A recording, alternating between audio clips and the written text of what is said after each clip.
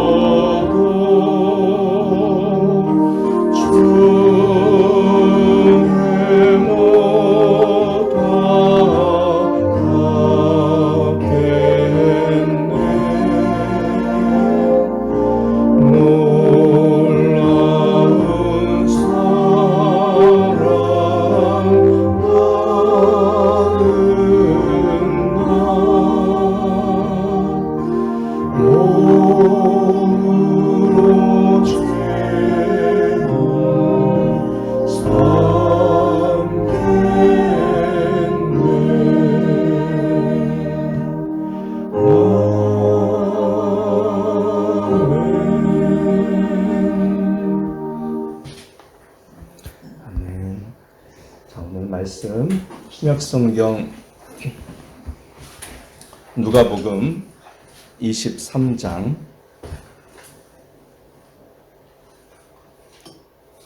누가복음 23장 32절부터 39절까지의 말씀입니다. 누가복음 23장 32절부터 39절까지의 말씀. 제가 읽겠습니다. 누가복음 23장 32절부터 39절.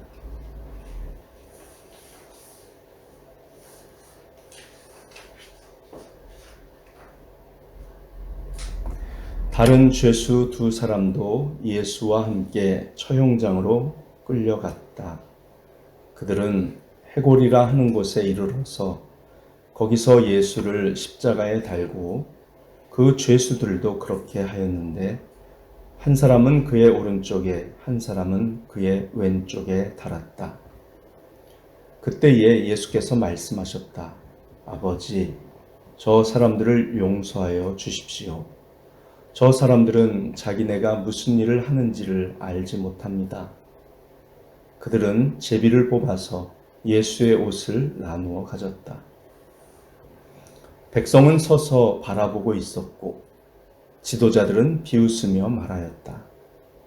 이 자가 남을 구원하였으니 정말 그가 택하심을 받은 분이라면 자기나 구원하라지. 병정들도 예수를 조롱하였는데 그들은 가까이 가서 그에게 신 포도주를 들이대면서 말하였다. 네가 유대인의 왕이라면 너나 구원하여 보아라. 예수의 머리 위에는 이는 유대인의 왕이다. 이렇게 쓴 죄패가 붙어 있었다. 예수와 함께 달려있는 죄수 가운데 하나도 그를 모독하며 말하였다. 너는 그리스도가 아니냐? 너와 우리를 구원하여라. 아멘. 갈보리에서의 예수님의 용서의 기도는 늘 우리의 마음속에 감사를 일으킵니다. 하나님의 큰 사랑의 마음을 느끼게 해줍니다. 우리의 죄를 용서하시기 위해 십자가에 죽으시려는 예수님의 가장 예수님다운 용서의 마음을 느끼게 해주는 기도이지요. 이 놀라운 기도는 예수님께서 이 기도를 드릴 때에 그분의 앞에 있던 네 그룹의 사람들의 무정하고 잔인한 모습 때문에 더욱 선명하게 드러나는 사랑의 행위입니다. 예수님 앞에 있는 군중은 네 그룹입니다. 백성들의 무리, 백성의 지도자들, 로마 군인들, 그리고 함께 못 박힌 강도들입니다. 첫째, 백성의 무리들입니다. 이들의 무관심함과 잔인함을, 무정함을 저희들이 각각 볼 수 있습니다. 35절 보면 백성은 서서 바라보고 있었고 지도자들은 비웃으며 말하였다라고 하고 있습니다. 자, 이 백성의 무리는 서서 지켜보고 있었다고 기록되어 있어요. 아마도 십자가 처형을 바라보고 지켜보던 대다수의 백성의 무리는 말없이 쳐다보고 있었던 것 같습니다. 사실 이들 가운데에는 예수님의 말씀을 들었던 자들, 예수님으로부터 병고침을 받은 자들도 있었을 것입니다. 하지만 그들은 아무런 말도 하지 않고 있습니다. 전혀 동정심조차 느껴지지 않습니다. 왜 그들 중에 그런 사람들이 있을 거라고 가정할 수 있냐면요. 지금 유월절이지 않습니까? 유월절, 바로 이 십자가 처형이 끝나고 해 질 때부터가 유월절입니다. 그리고 지금 금요일이죠. 이 사건은 금요일인데 유월절 준비를 위해서 월요일부터 대부분 와 있습니다. 월요일. 근데 예루살렘 평상시 주민은 5만 명. 유월절 때는 200만 명까지 늘어납니다. 200만 명. 최소한 몇십만 명이고요. 그러면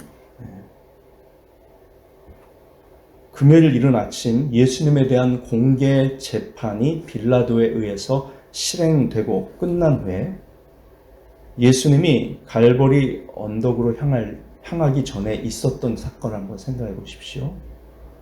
빌라도가 내가 6월절에 죄수한 사람을 너희들에게 놓아주는 전례가 있지 않느냐. 이 예수를 놓아주랴 바라바를 놓아주랴. 그랬더니 대제사장들이 군중을 선동해서 바라바를 놓아주십시오. 바라바를 놓아주십시오. 이렇게 시켰단 말이죠. 그때 빌라도가 또 물었죠. 그럼 이 예수는 어떻게 하랴? 제사장들이 또 선동합니다. 십자가에 못 박게 하소서. 십자가에 못 박게 하소서. 그때 이미 군중들이 있었다는 거죠. 공개 재판 때. 그래서 예수님 채찍질 당하고 갈보리 언덕으로 올라가는 그 모든 과정에 이 군중들은 다 뒤따라가면서 구경을 한 겁니다. 우리는 예수님 십자가 달려 죽으실 때 로마 군병들 몇 명하고 예수님의 제자들하고 어머니 마리아 여자들 몇 명 그 정도밖에 없었던 걸로 저희들이 생각하기 쉬운데 그게 아니에요. 군중들은 점점 불어났습니다. 왜냐하면 예수님은 수년간 그 나라에서 가장 인기 있는 인물이셨잖아요. 얼마나 유명했습니까? 몇만 명씩 따라다녔습니다. 그렇죠? 그래서 월요일부터 예루살렘에 와 있었던 상당수 무리들이 종려나무 가지를 들고서 예수님을 환영했지 않습니까? 예수님 어린 나귀를 타고 들어가셨을 때 왕처럼 예수님을 모셨습니다. 그런데 금요일 아침에 빌라도 앞에서 대제사장들의 충동을 당한 무리들은 못 박으라고 그렇게 동조를 했고요. 왜냐하면 남들이 다 못 박으라고 하니까 반대 목소리를 내지 못하고 그냥 침묵했던 것 같아요. 그리고 오늘 말씀 보면 이 무리들은 마치 지쳐 있는 듯 멍한 표정을 짓고 있는 것 같습니다. 사실 예수님께서 십자가에 못 박혀 죽게 된 직접적인 이유는 예수님 자신이 자신을 유대인의 왕이자 하나님의 아들이라고 주장한 것에 대한 신성모독죄였지요. 그러니까 이제 예수님이 자신을 왕이라고 주장한 것에 대해서 제사장들과 로마 군병들과 함께 못 박힌 강도가 조롱하고 있습니다. 그들은 예수님의 주장은 말도 안 되는 코미디라고 생각했고 그 코미디를 더욱 코미디처럼 만들기 위해 조롱하듯이 익살스럽게 말을 하고 행동을 하고 있었던 것입니다. 그리고 백성의 무리들은 그 코미디를 침묵 속에 지켜보고 있었던 것이죠. 그런데 백성의 무리가 무조건 다 모든 사람이 침묵했던 거 아닙니다. 마태복음과 마가복음은 좀 더 자세한 정보를 저희들에게 줘요. 마태복음 27장 38절부터 40절 그리고 마가복음 15장 27절부터 30절인데 내용이 똑같습니다. 그래서 제가 마태복음 27장 38절부터 40절만 읽겠습니다. 그때에 강도 두 사람이 예수와 함께 십자가에 못 박혔는데 하나는 그의 오른쪽에 하나는 그의 왼쪽에 달렸다. 지나가는 사람들이 머리를 흔들면서 예수를 모욕하여 말하였다. 성전을 허물고 사흘 만에 짓겠다던 사람아, 네가 하나님의 아들이거든 너나 구원하여라. 십자가에서 내려와 보아라. 지나가는 사람들이라고 표현하죠.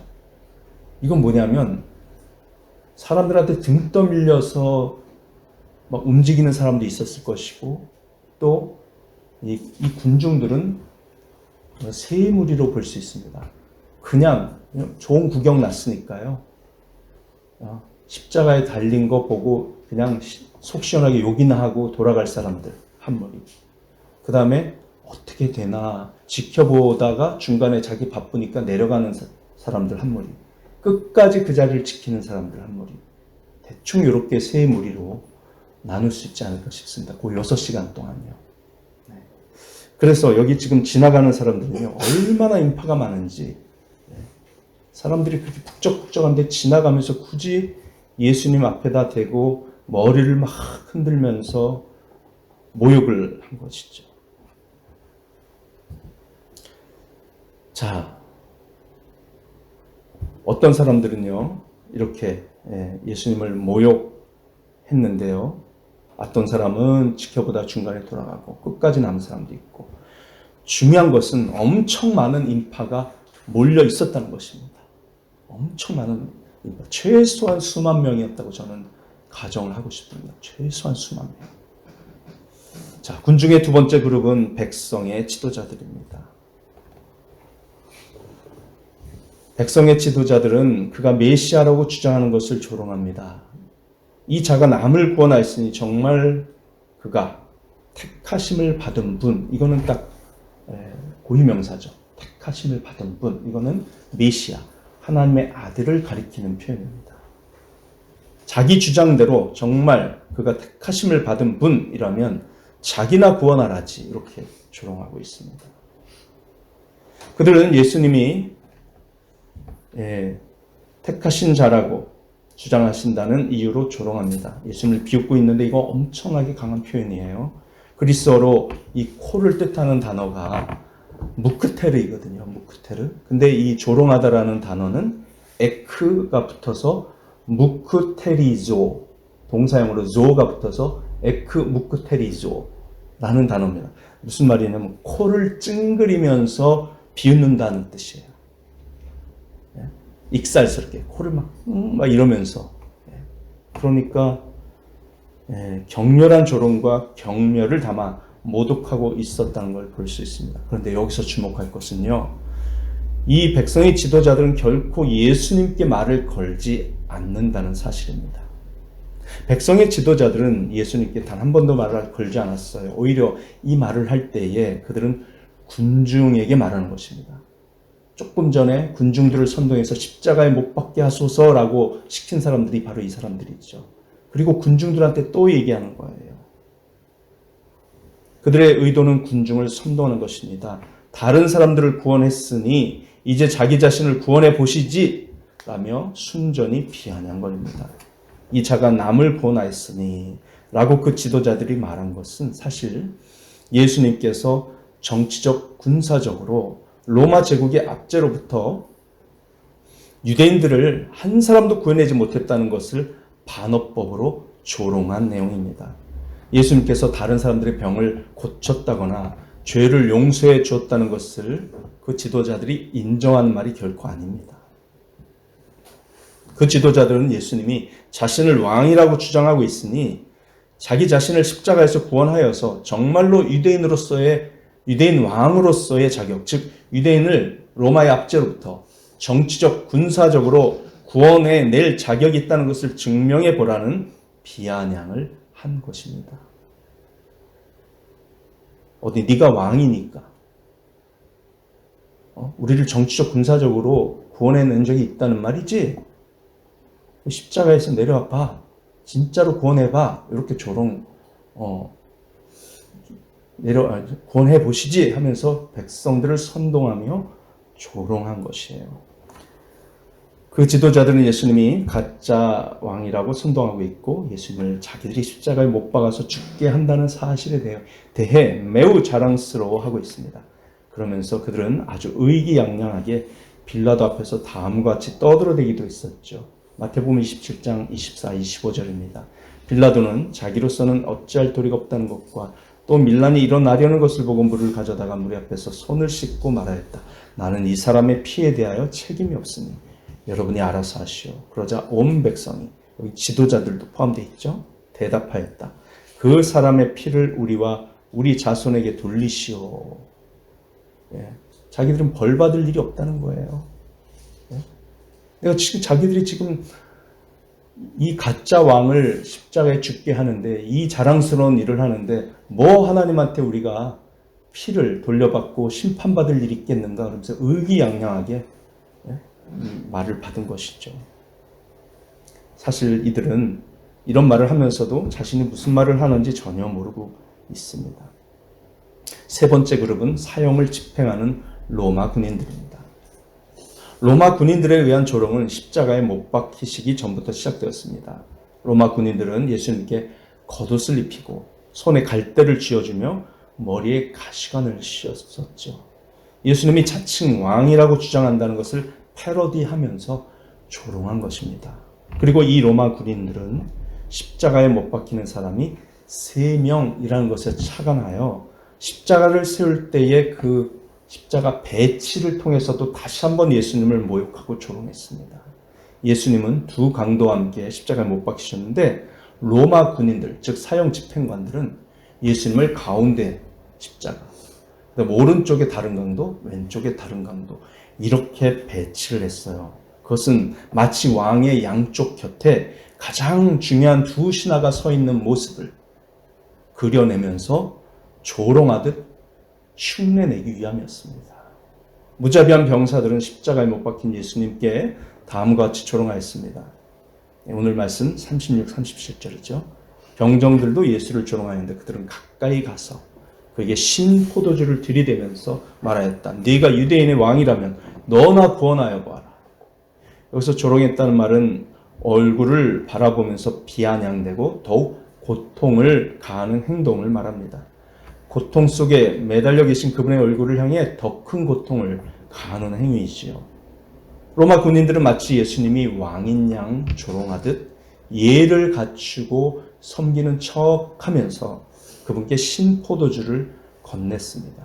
그리고 그들은 비꼬는 말로 그분을 조롱하며 만약 왕이라면 그 위대한 권능을 좀 발휘해 보라고 비꼬았습니다. 마치 왕에게 왕실의 포도주를 바치는 것처럼 거치대의 경배 행위를 가장하고 있는 것이죠. 조롱은 이제 극에 달했습니다. 로마 병사들은 값싼 포도주를 마시면서도 그 포도주를 예수님께 바쳤습니다. 마시던 포도주를 바친 거예요. 정성스럽게 준비된 포도주, 신포도주 예수님한테 드린 게 아닙니다. 나중에 그 예수님의 고통을 덜게 하려고 맨 마지막 돌아가시 직전에 한 번 더 해용에다가 그 신포도주를 이 사람들이 주는데 그거랑은 또 다른 장면이에요. 그래서 마치 로마 군인들은 자기들이 포도주를 마시면서 왕실에 있는 왕인 것처럼 자기들이 그렇게 포도주를 마시는 걸 흉내내다가 예수님을 모독하면서 포도주 잔을 건넨 겁니다. 이 로마 군병들은요, 항상 이런 십자가 처형을 해온 집행관들입니다. 직업상 사형 집행자들이에요. 병사들에 관한 또 다른 내용이 있는데 34절 끝부분을 보면 그들은 제비를 뽑아 예수의 옷을 나누어 가졌다라고 되어 있습니다. 참고로 이러한 행동은 사형 집행자들이 늘상 하던 표준 절차였습니다. 특별히 예수님께만 한 게 아니에요. 항상 있는 일이에요. 사형 집행자들은 처형된 자의 소유물, 즉 마지막 소유물인 옷과 물건들을 가져갈 권리를 부여받았었어요. 일종의 업무상 특전이라고 할 수 있죠. 요한복음 19장 23절, 24절 보면 좀 더 자세한 정보를 제공해요. 제가 읽습니다. 19장 23, 24절. 병정들이 예수를 십자가에 못 박은 뒤에 그의 옷을 가져다가 네 몫으로 나누어서 한 사람이 한 몫씩 차지하였다. 자, 그리고 여기서 말하는 옷은 다른 옷이고요. 그 다음에 속옷을 말하죠. 그리고 속옷은 이음새 없이 위에서 아래까지 통째로 짠 것이므로 그들은 서로 말하기를 이것은 찢지 말고 누가 차지할지 제비를 뽑자 하였다. 이는 그들이 나의 겉옷을 서로 나누어 가지고 나의 속옷을 놓고서는 제비를 뽑았다 하는 성경 말씀이 이루어지게 하려는 것이었다. 그러므로 병정들이 이런 일을 하였다. 이것은 메시아 예언시인 시편 22편 18절 말씀을 성취한 것입니다. 10편에도 그렇게 나와 있어요. 나의 겉옷을 원수들이 나누어 가지고 나의 속옷도 제비를 뽑아서 나누어 가집니다. 자, 그러니까 예수님의 속옷, 즉 통으로 짠 옷은 제비를 뽑아서 한 사람이 가졌습니다. 그러나 그 외의 옷을 구성한 것은 기본적으로 네 부분이었는데요. 그걸 한 몫씩 나눠 가졌다는 거예요. 왜냐하면 로마 병사들은 4명이었거든요. 사형 집행관은 딱 4명입니다. 한 소대가 4명이기 때문에 4명 단위로 움직였어요. 자, 옷의 구성은 이렇습니다. 재킷처럼 늘 옷을 따뜻하게 하고 잠잘 때 이불로 쓰던 겉옷이 한 부분이에요. 그 다음에는 신발이나 샌들이 그 옷의 또 다른 한 부분. 세 번째는 머리덮개가 옷의 세 번째 부분이고 마지막 부분은 허리띠입니다. 허리띠. 이거를 각각 한 몫씩 나눠 가졌다는 거예요. 예수님의 겉옷을 4개로 찢어가지고 나눠 가진 게 아니에요. 그러면 쓸모가 없어지죠. 찢으면. 이렇게 머리 덮개, 샌들, 겉옷, 허리띠. 그래서 온전한 한 부대는 4개 소대, 즉 16명이었습니다. 한 개 소대는 4명. 그래서 이 사형 집행장에는 한 소대인 4명이 있었다는 것을 성경 사도행전 12장 4절에서도 저희가 알 수가 있어요. 자, 이 장면을 생각해 보면, 자, 이제 이 병사들이 예수님의 모든 옷의 구성 요소들을 다 가져갔잖아요. 속옷도 벗겼습니다. 예수님은 지금 어떤 상태죠? 어떤 상태예요? 발가벗겨진 상태입니다. 아무것도 걸친 게 없어요. 아무것도. 완전히 예수님의 존엄성을 없애버릴 만큼 이들은 예수님을 조롱하고 싶어 했습니다. 평상시 모든 사형수들한테 하던 대로 한 겁니다. 다 발가벗겼어요. 십자가에 발가벗긴 채 매달리신 예수님. 이 모습을 보면 우리가 아담과 하와가 에덴 동산에서 범죄했을 때 자기들이 벌거벗었다는 사실을 깨닫고 부끄러워했다는 사실을 떠올리지 않을 수 없습니다. 왜 예수님이 이러한 수치를 당하셔야 했는지, 사실 벌거벗음은 도덕적 죄책감과 연관되어 있고요. 하나님 앞에서의 수치와 상관이 있지 않습니까? 그것을 상징하죠. 수치를 상징합니다. 아담과 하와는 그 벌거벗은 수치를 가리기 위해서 갑자기 깨닫게 된 거죠. 그 전까지는 벌거벗음이 수치가 아니었거든요. 죄가 없었을 때는. 근데 죄를 짓고 나니까 벌거벗은 게 수치예요. 스스로 무화과나무 잎으로 가릴 옷을 만들려고 했지만 실패했고, 창세기 3장에서 하나님께서 개입하셔서 동물을 죽여 그 수치와 벌거벗음을 가려주시려고 옷을 지어 아담과 하와에게 입히셨습니다. 그러느라고 아마도 양으로 추정되는 동물이 희생되었을 것입니다. 하나님은 인간의 도덕적인 죄책과 수치의 상징인 벌거벗은 몸을 가릴 옷을 만들어 주셨어요. 하나님이 친히 그 수치를 가려주셨던 것입니다. 여기 갈보리에서 예수님은 우리 대신 벌거벗은 채로 계십니다. 예수님은 하나님 앞에서 우리 대신 심판을 받으셨습니다. 예수님은 본래 자신의 벌거벗음이 아닌 우리의 벌거벗음과 수치를 대신 받으심으로써 하나님께 저주를 받으신 것이죠. 우리 대신 벌거벗으신 예수님에게 하나님은 당신의 진노를 온전히 쏟아 부으셨습니다. 그리고 우리를 위해 벌거벗으신 예수님께서 어떻게 되셨죠? 우리의 죄를 다 가려주시는 가죽옷이 되어주신 거예요. 덮개가 되어주신 것입니다. 우리의 의의 옷이 되어주시고 우리의 부끄러움을 덮어주시는 우리의 어린 양이 희생된 동물이 되신 것이죠. 이것이 바로 십자가에서 예수님이 벌거벗은 것에 대한 신비로운 역설적 은혜입니다. 네 번째 군중입니다. 네 번째 그룹은 함께 못 박힌 강도들입니다. 39절. 예수와 함께 달려있는 죄수 가운데 하나도 그를 모독하며 말하였다. 너는 그리스도가 아니냐? 너와 우리를 권하여라. 여러분, 강도 중 한 명만 예수님을 모독한 것처럼 이 누가복음은 인용을 했습니다만 마태복음과 마가복음은 나머지 이야기를 전해줍니다. 마태복음 27장 44절과 15장 32절인데 내용이 같아요. 마태복음 27장 44절 제가 읽습니다. 함께 십자가에 달린 강도들이라고 그랬죠. 한 명이 아니고 두 명 다 마찬가지로 예수를 욕하였다. 예수를 욕하였다. 이스라엘의 왕 그리스도는 지금 십자가에서 내려와 봐라. 그래서 우리로 하여금 보고 믿게 하여라 라고 욕했어요.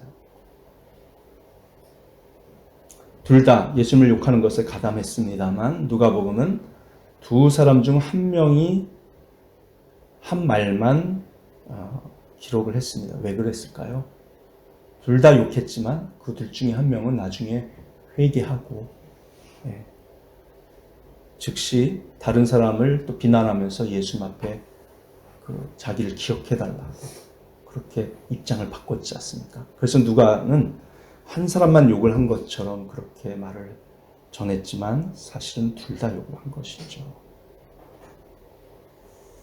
정말 무지하게 짝이 없습니다. 너는 그리스도가 아니냐. 너와 우리를 구원하여라. 막 절규하듯이 지금 십자가에 달려서 그들이 고통스럽게 짜증내듯이 지금 말했겠죠. 여러분, 군중의 네 그룹과 대조되는 예수님의 용서의 기도입니다. 무자비한 모욕의 태도와 대조적으로 예수님은 자비로운 중보 기도를 해주십니다. 아버지, 저 사람들을 용서하여 주십시오. 저 사람들은 자기네가 무슨 일을 하는지를 알지 못합니다. 34절 말씀. 충격적인 말씀입니다. 지금 이 네 그룹이 예수님한테 던진 모독의 말은 그야말로 하나님의 아들이신 예수님께 신성 모독의 죄를 범하고 있는 거죠. 만약에 예수님이 정말 자신이 신이라는 것만 생각하셨다면 모독하는 이 네 그룹의 사람들한테 심판을 내리셨을 거예요. 그러나 예수님은 지금 죄인처럼 모든 죄를 덮어쓰고 벌을 받는 인간의 입장에서 또 우리를 구원하시는 구세주의 입장에서 십자가에 달리셨기 때문에 오히려 용서해달라는 기도를 드리십니다. 예수님은 한 사람이 더 죄를 용서받을수록 더 많이 하나님을 사랑하게 된다고 말씀하셨던 적이 있으세요. 그래서 예수님은 이 큰 죄인들을 용서하시기로 결심하셨습니다. 그들을 통해 그 큰 사랑을 경험하시려고. 그래서 베드로전서 2장 23, 24절에서 베드로는 그렇게 말하죠. 예수님은 모욕을 당하셨지만 욕하지 않으셨고 학대를 받으셨을 때 복수하려고 하지 않으셨다. 외치지 않으셨다 그랬습니다. 스데반도 이 예수님을 따라서 주여 이 죄를 그들에게 돌리지 마소서라고 말했죠. 여러분, 우리가 예수님이 이렇게 공개적으로 용서를 비는 기도를 드린 것은 온 세상이 하나님의 마음을 알도록 하기 위해 일부러 사람들 앞에서 들리도록 기도를 하신 겁니다. 그렇죠? 예수님 혼자 하나님께 기도를 했어도 괜찮았을 거예요. 근데 들리게 했어요. 왜 그랬을까요? 회개하기만 하면 하나님의 아들을 거스른 죄, 이 신성 모독죄까지도 하나님은 용서하신다라는 것을 보여주시기 위해서예요. 용서받지 못할 죄가 없습니다. 우리 주님은 어떤 죄인도, 가장 끔찍한 죄를 지은 죄인도 용서받을 수 있다는 것을 온 세상에 알리시기 위해서 이런 기도를 드리셨어요. 그리고 그 군중 중에는 그리고 군병 중에서도 한 사람, 지금 여기 있는, 그리고 함께 못 박힌 강도, 백성의 지도자들 중에 구원받은 사람이 있는지 모르겠습니다. 근데 적어도 지금 최소한 세 그룹에서는 구원받는 사람들이 나왔다고 우리가 추정할 수 있죠. 성경에 증거들이 있으니까요. 그래서 여기서 예수님의 이 용서의 기도를 듣고 마음에 찔려서 회개한 사람들이 있었을 것이고, 그들이 바로 예루살렘 초대교회를 구성한 사람들입니다. 여러분, 아이노머리 교회를 구성하고 있는 우리들은 정말 이 예수님의 용서의 기도를 마음 깊이 감사하면서 회개한 자들입니까? 어떤 죄도 다 용서하신다는 것을 믿고, 나의 그 죄까지도 예수님이 용서하시느라고 이렇게 발가벗겨져서 고통을 당하신 거구나. 좀 마음 깊은 회개를 하면서 주님 앞에 나온 자들이니까 오늘 우리 자신을 돌아보면서 주님께 감사의 기도를 드리고 더 깊은 회개의 자리로 나아가는 저 여러분들 될 수 있기를 간절히 소망합니다. 기도하시겠습니다. 주여, 감사합니다. 오늘 이 말씀을 통해서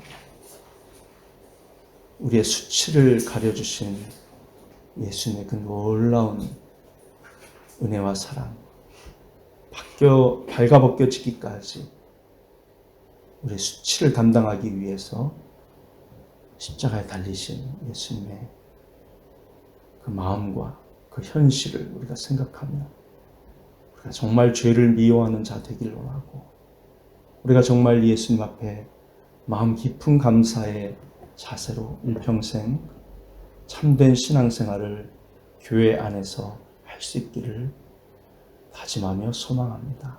주님 이 시간 은혜를 주시고 주님께서 기뻐하시는 성령 충만한 삶, 그래서 모든 죄를 용서받은 자답게 더 많이 예수님을 사랑하고 더 많이 교회를 사랑하고 더 많이 성도들을 사랑하며 더 많이 죄인들을 사랑하여 전도할 수 있는 우리의 인생이 되게 하여 주시옵소서.